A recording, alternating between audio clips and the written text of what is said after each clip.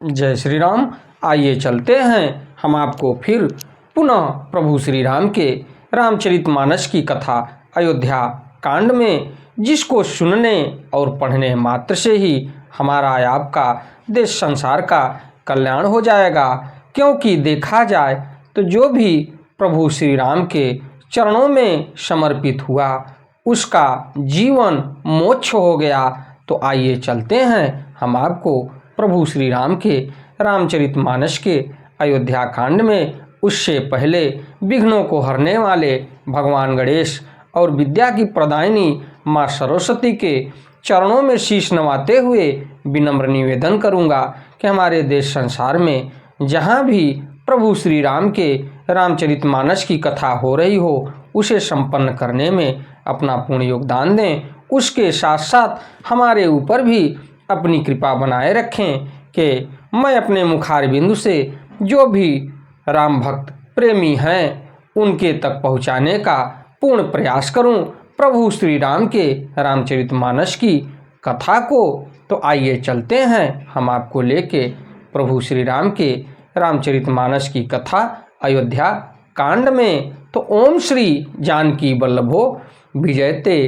तो घटनाओं को देखा जाए तो प्रभु श्री राम का 14 वर्ष का वनवास हुआ, वो भी षड्यंत्र कुबरी और माता कैकेयी के रचने के वजह से।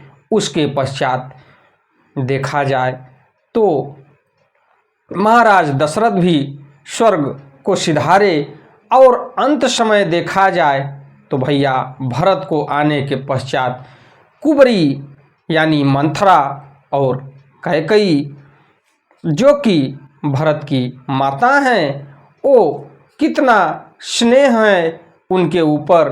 इतनी बड़ी घटना घटने के बाद भी वो अपने नैहर का समाचार पूछ रही हैं। उधर मंथरा कुबरी जो दासी की तरह उसी अयोध्या नगरी में अपना जीवन यापन कर रही थी।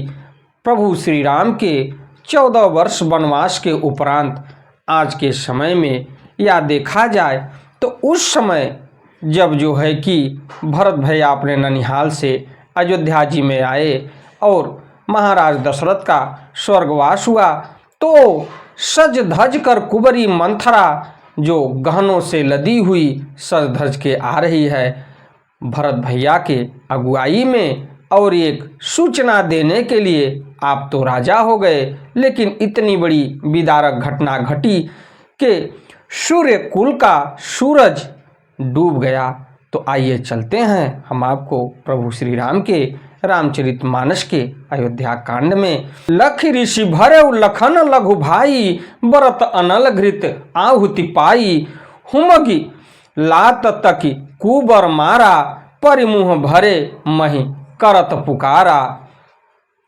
देखा जाए तो उसे सजी देखकर लक्ष्मण के छोटे भाई भैया शत्रुघ्न जी क्रोध में भर गए, मानो जलती हुई आगों को घी की आहुति मिल गई हो। उन्होंने जोर से तक कर कुबड़ी पर एक लात जमा दिया और वह चिल्लाती हुई मुंह के बल जमीन पर गिर पड़ी।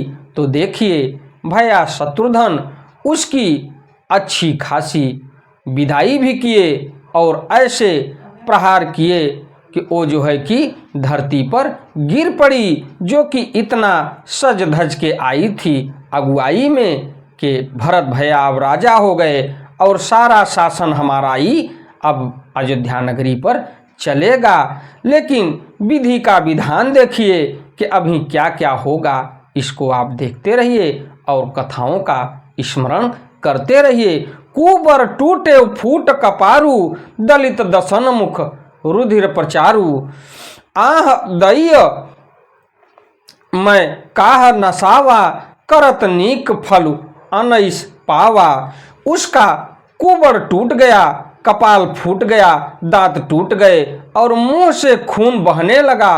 वह कराहती हुई बोली, हाय दैव मैंने क्या बिगाड़ा है। तो देखिए आप, इतना षड्यंत्र रचने के बाद भी कुबरी ये कह रही है उसको अगर देखा जाए तो थोड़ा सा भी संकोच नहीं है कि अगर भैया शत्रुघ्न का वज्र उसके ऊपर न पड़ता तो शायद न संभलती, लेकिन वज्र पड़ने के बाद भी वो इतना कह रही है कि मैंने क्या बिगाड़ा है, लेकिन विधाता जानते हैं कि उस कुंवरी ने क्या बिगाड़ा है।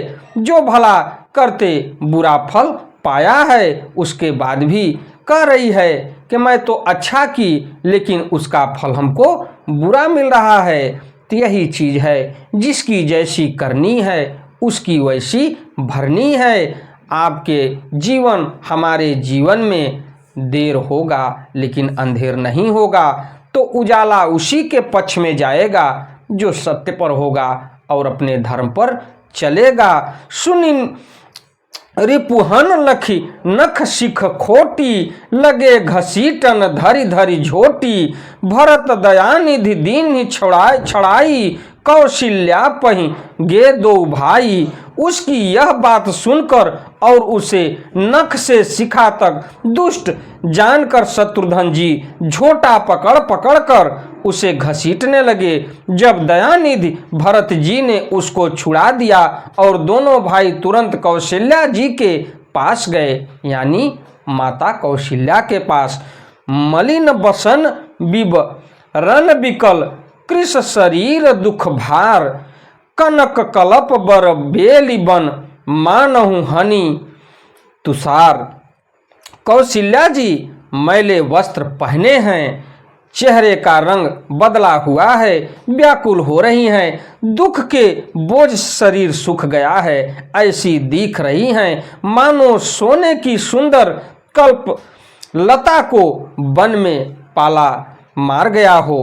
तो ये देख रहे हैं भरत भैया कि आज माता कौशल्या का दिन कैसा हो गया कि एक दासी जो कुंवरी थी मंथरा, जो दासी के रूप में अपना सबका आव भगत निभाती थी, आज वो गहनों से ऊपर नीचे और पहन ओढ़ के सज धज के उसको ये महसूस हुआ कि हमारा अयोध्या में अब राज चलेगा और भरत भैया राजा होंगे। लेकिन एक तरफ देखिए कि जिसका अधिकार होता है और जिसका संपूर्ण अधिकार है, वो आज मैली कुचैली धोती पहनी हुई है माता कौशल्या।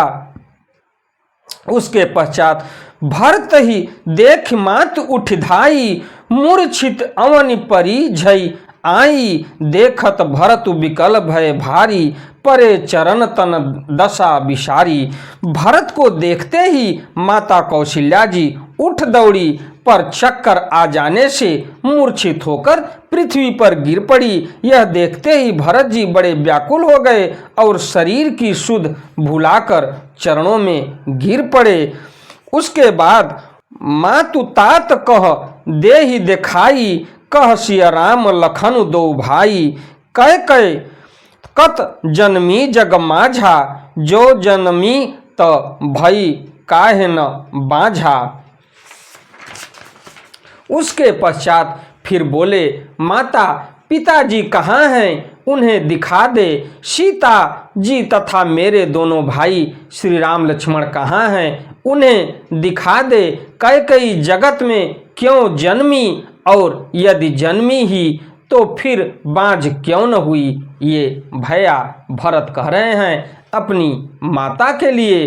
कुल कलंकु जहि जन्मेउ मोहि, अपजस भाजन प्रियजन द्रोही। को त्रिभुवन मोहि सरिस अभागी, गति असी तोरी मातु जेहि लागी।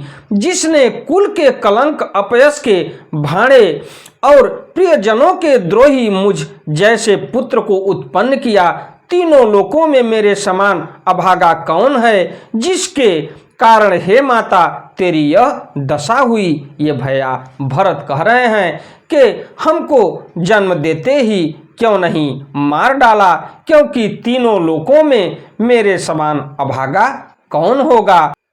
पितुसुर पुरबन रघुबर केतु, मैं केवल सब अनरथ हेतु। धिग मोहि भयउ बेनु बन आगी, दुसह दाह दुख दूषण भागी। पिताजी स्वर्ग में हैं और श्री राम जी वन में हैं, केतु के समान केवल मैं ही इन सब पर अनर्थों का कारण हूँ। मुझे धिक्कार है, मैं बांस के वन में आग उत्पन्न हुआ और कठिन दाह दुख और दोषों का भागी बना। मातु भरत के वचन मृदु सुनि पुनि उठी संभारी, लिए उठाई लगाई उर लोचन मोचती बारी। भरत जी के कोमल वचन सुनकर माता कौशल्या जी फिर संभल कर उठी। उन्होंने भरत को उठाकर छाती से लगा लिया और नेत्रों से आंसू बहाने लगी। ये माता कौशल्या भया भरत के इतनी ऊंची वाणी सुनने के बाद फिर वो संभली और उठी और भया भरत को आंखों से आंसू गिर रहे थे, उसके बाद भी सीने से लगा के रोने लगी। सरल सुभाय माय ही अलाए, अतिहित मनहु राम फिर आए। भेट बहुरी लखन लघु भाई, सो कुसनेहु न हृदय समाई। सरल स्वभाव वाली माता ने बड़े प्रेम से भरत जी को छाती से लगा लिया, मानो श्री राम जी ही लौट कर आ गए हों। फिर लक्ष्मण जी के छोटे भाई शत्रुघ्न को हृदय से लगाया। शोक और स्नेह हृदय में समाता नहीं है। देखी शुभाव कहत सब कोई, राम मातु अस काहे न होई। माता भरत गोद बैठारे, आंसू पोंछ मृदु वचन उचारे। कौशल्या जी का स्वभाव देखकर सब कोई कह रहे हैं, श्री राम जी की माता का ऐसा स्वभाव क्यों न हो। माता ने भरत जी को गोद में बैठा लिया और उनके आंसू पोंछकर कोमल वचन बोली। अजहु वत्स बलि धीरज धरहु, कुसुमौ समुझि शोक परिहरहु। जनि मानहु हिय हानि गलानी, काल करम गति अघटित जानी। हे वत्स, मैं बलया लेती हूँ, तुम अब भी धीरज धरो। बुरा समय जानकर शोक त्याग दो। काल और कर्म की गति अमिट जानकर हृदय में हानि और ग्लानि मत मानो। का हुई दोषु देहु जनिमा ताता, भा मोहि सब विधि बाम विधाता। जो ए तेहु दुख मोहि जियावा, अजहु को जानई काते ही भावा। हे तात, किसी को दोष मत दो, विधाता मुझको सब प्रकार से उल्टा हो गया है। जो इतने दुख पर भी मुझे जिला रहा है, अब भी कौन जानता है उसे क्या भा रहा है। पितु आयसु भूषण बसन, तात तजे रघुवीर। विषमऊ हरसु न हृदय कछु, परि पहिरे बलकल चीर। हे तात, पिता की आज्ञा से श्री रघुवीर ने भूषण वस्त्र त्याग दिए, यानी आभूषण और वस्त्रों को त्याग दिए और बलकल वस्त्र पहन लिए। उनके हृदय में न कुछ विषाद था न हर्ष था।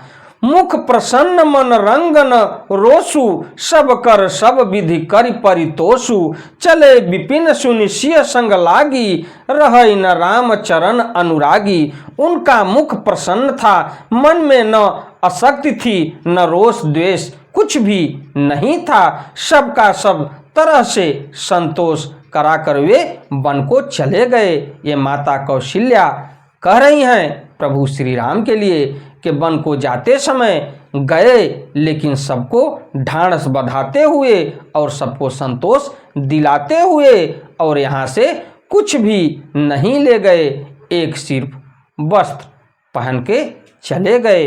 यह सुनकर सीता भी उनके साथ लग गई। श्री राम के चरणों की अनुरागिणी वे किसी तरह न रही, यानी माता सीता।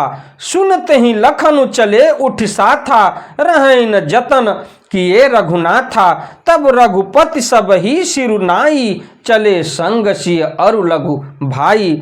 सुनते ही लक्ष्मण भी साथ ही उठ चले। श्री रघुनाथ ने उन्हें रोकने के बहुत यत्न किए, पर वे न रहे। तब श्री रघुनाथ जी सबको सिर नवाकर सीता और छोटे भाई लक्ष्मण को साथ लेकर चले गए। राम लखन सिय बन ही सिधाए, गई न संग न प्राण पठाए। यह सब भा इन आँखिन आगे, तौ न तजा तनु जीव अभागे। श्री राम लक्ष्मण और सीता वन को चले गए। मैं न तो साथ ही गई और न मैंने अपने प्राण ही उनके साथ भेजे। यह सब इन्हीं आँखों के सामने हुआ तो भी अभागे जीव ने शरीर नहीं छोड़ा। मोहि न लाज निज नेहु निहारी, राम सरिस सुत मैं महतारी। जिए मरै भल भूपति जाना, मोर हृदय सत कुलिस समाना। अपने स्नेह की ओर देखकर मुझे लाज भी नहीं आती। राम सरीखे पुत्र की मैं माता, जीना और मरना तो राजा ने खूब जाना। मेरा हृदय तो सैकड़ों वज्रों के समान कठोर है। ये माता कौशल्या भैया भरत को समझा रही हैं। कौशल्या के वचन सुनी भरत सहित रनिवास, व्याकुल बिलपत राजगृह, मानहु शोक निवासु। कौशल्या जी के वचनों को सुनकर भरत सहित सारा रनिवास व्याकुल होकर विलाप करने लगा। राजमहल मानो शोक का निवास बन गया। बिल पही बिकल भरत दो भाई, कौशल्या लिए हृदय लगाई। भांति अनेक भरत समुझाए, कही विवेकमय वचन सुनाए। भरत शत्रुघ्न दोनों भाई विकल होकर विलाप करने लगे। तब कौशल्या जी ने उनको हृदय से लगा लिया, अनेकों प्रकार से भरत जी को समझाया और बहुत सी विवेक भरी बातें उन्हें कहकर सुनाई। भरत हो मातु सकल समुझाई, कही पुराण श्रुति कथा सुहाई। छल विहीन सुचि सरल सुबानी, बोले भरत जोरी जुग पानी। भरत जी ने भी सब माताओं को पुराण और वेदों की सुंदर कथाएं कहकर समझाया। दोनों हाथ जोड़कर भरत जी छल रहित पवित्र और सीधी सुंदर वाणी बोले। जे अधमातु पिता सुत मारे, गाई गोठ मही सुरपुर जारे।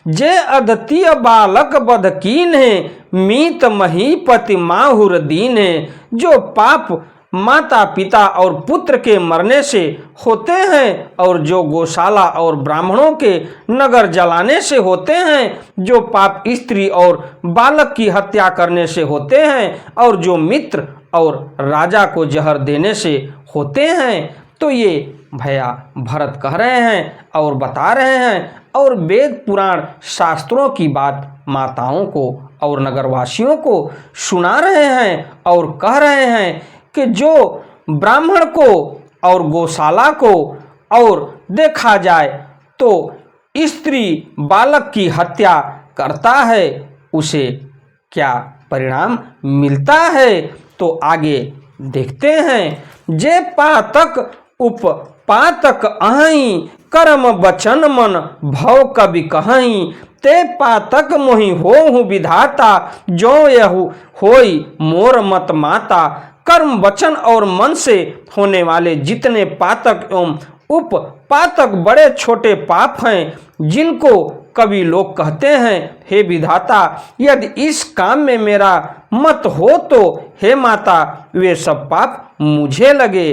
तो ये देखिए कि कुल मिला के भरत भैया कितनी गुण बातों को समझा रहे हैं अपनी माताओं को और अयोध्या के नगरवासियों को। तो ये देखा जाए तो प्रभु श्री राम के वन गमन से और महाराज दशरथ के स्वर्गवास से, तो महाराज दशरथ का स्वर्गवास वो माया के जाल में बंध गए, उनकी स्वर्गवास को भूलते गए और प्रभु श्री राम की यादों को ताजा करते गए। जे परिहरि हरि हर चरण, भजहि भूत गण घोर। तेहि कई गति मोहि देव विधि, जो जननी मत मोर। जो लोग श्री हरि और श्री शंकर जी के चरणों को छोड़कर भयानक भूत प्रेतों को भजते हैं, हे माता यदि इसमें मेरा मत हो तो विधाता मुझे उनकी गति दे। बेचहि वेद धर्म दुहि, लेहि पिसुन पराय पाप कहीं देहि। कपटी कुटिल कलह प्रिय क्रोधी, वेद विदूषक विश्व विरोधी। जो लोग वेदों को बेचते हैं, धर्म को दूह लेते हैं, चुगलखोरी है दूसरों के पापों को कह देते हैं, जो कपटी कुटिल कलह प्रिय और क्रोधी हैं, तथा जो वेदों की निंदा करने वाले हैं और जो विश्व भर के विरोधी हैं। तो देखिए, ये कह रहे हैं कि जो लोग वेद पुराण को बेचते हैं और जो लोग चुगलखोरी करते हैं, तो ये सब कथाओं को भैया भरत समझा रहे हैं अपनी माताओं को और अयोध्या के नगरवासियों को। लोभी लंपट लोलुपचारा, जेता कहीं पर धन पर दारा। पावों मैं तिन्ह के गति घोरा, जो जननी यहु सम्मत मोरा। जो लोग लोभी लंपट और लालचियों का आचरण करने वाला है, जो पराये धन और पराई स्त्री की ताक में रहते हैं, हे जननी, यदि इस काम में मेरी सम्मति हो तो मैं उनकी भयानक गति को पाऊं। ये भरत भैया अपने लिए कह रहे हैं और समझा भी रहे हैं। जे नहीं साधु संग अनुरागे, परमारथ पथ विमुख अभागे। जे न भजहि हरि नर तनु पाई, जिन्हि न हरि हर सुजसु सुहाई। जिनका सत्संग में प्रेम नहीं है, जो अभागे परमार्थ के मार्ग से विमुख हैं, जो मनुष्य शरीर पाकर श्री हरि का भजन नहीं करते, जिनको हरि हर भगवान विष्णु और श्री शंकर जी का सुयश नहीं सुहाता। तज श्रुति पंथु वाम पथ चलहि, वंचक बिरच बेश जगु छलहि। तिन कै गति मोहि शंकर देऊ, जननी जौ यहु जानौ भेऊ। जो वेद मार्ग को छोड़कर वाम वेद प्रतिकूल मार्ग पर चलते हैं, जो ठग हैं और वेश बनाकर जगत को छलते हैं, हे माता, यदि मैं इस भेद को जानता भी हूँ तो शंकर जी मुझे उन लोगों की गति दें। मातु भरत के वचन सुनी, साचे सरल शोभाय।